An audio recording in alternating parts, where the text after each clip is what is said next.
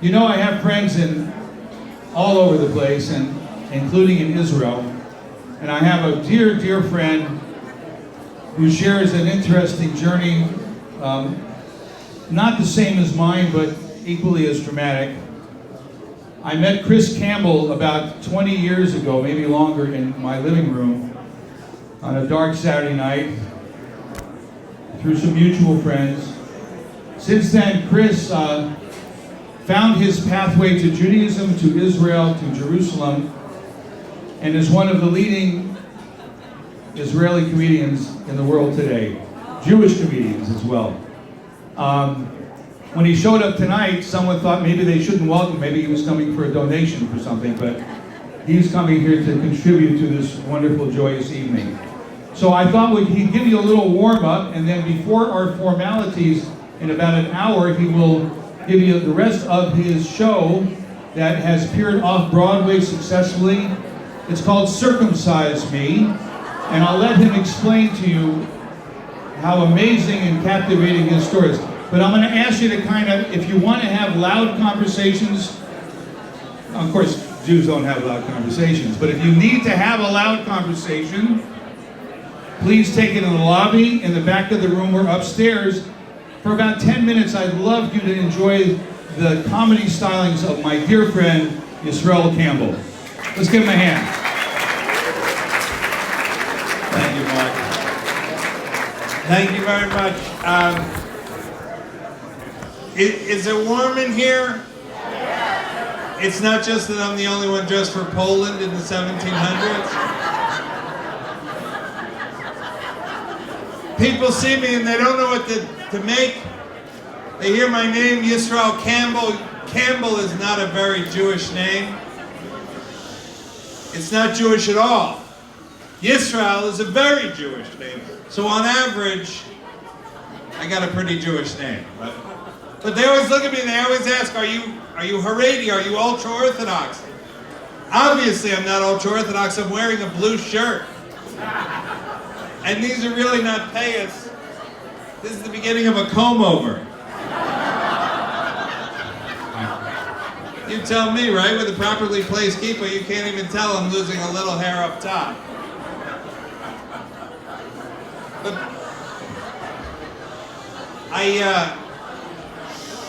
as Mark alluded to, first of all, thank you very much for the honor, the privilege. I do live in Jerusalem. I did come in for this event.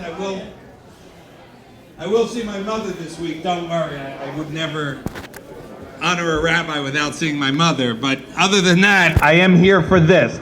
I left Israel just after Yom Ha'atzmaut on Thursday night, after a day of celebration for Israel's independence, which was preceded, of course, by Yom HaZikaron, a day of sadness and memorial for our soldiers and our victims of terror. And so I'm glad I didn't have to miss those days, but I'm glad to be here for this. And you have a beautiful new building. I just want to tell a couple of, I grew up Catholic.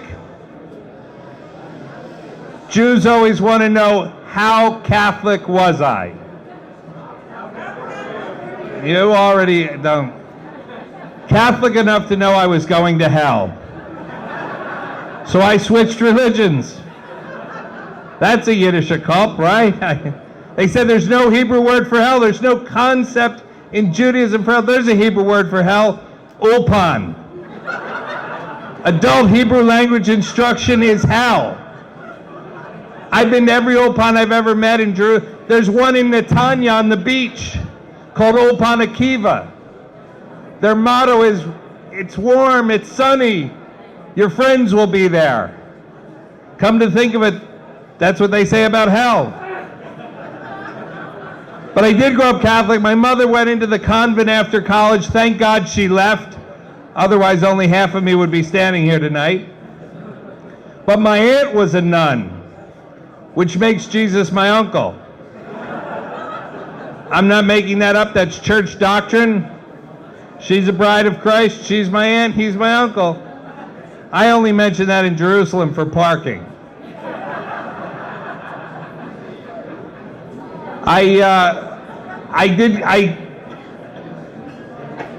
The beginning of this journey for me was I read Exodus, Leon Uris's Exodus, not God's Exodus.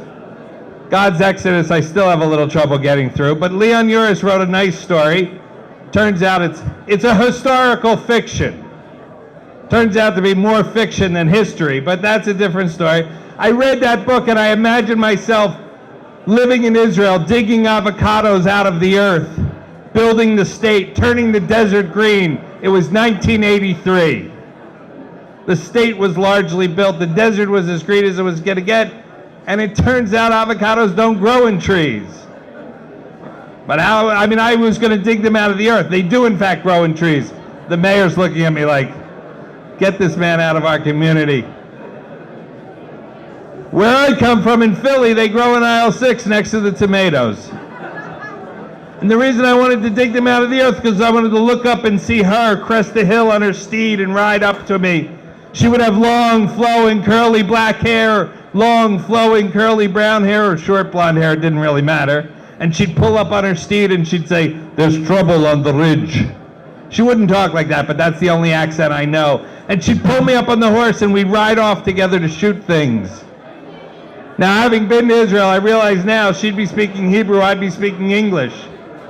She'd speak for the requisite amount of time, and then I'd say, "Toda bevakasha," at which point she'd shoot me. But that began this journey, which has culminated in 3 conversions to Judaism. I converted in the Reform movement in 1994, in the Conservative movement in 1997, and in an Orthodox conversion in Israel in 2001. 3 circumcisions is not a religious covenant. It's a fetish. But I'll get into that more a little bit later. I just want to, Mark asked me to announce that there are still some building naming opportunities. The front door handles, now they're like, what, we can name things? Nothing gets a Jew, right? If Jews believe in one thing, it's God. If they believe in 2 things, it's putting their names on something. Really, I should have mentioned the naming opportunities earlier, right? The door handles are still available, each individually or a couple. There's a 10% discount if you buy both. The water fountain buttons. The janitor's closet is still available for someone's ex-wife or husband. And for the nerds, the IT closet down in the basement can be named whatever you want it to be. Oh, and for the environmentally conscious, the hot air dryers in the bathrooms are still available. There'll be more naming opportunities later. I hate to give up the microphone now that I have your attention, but you're Jews after all. If I keep talking, you'll start talking again. So let me give you back to Mark and say thank you very much.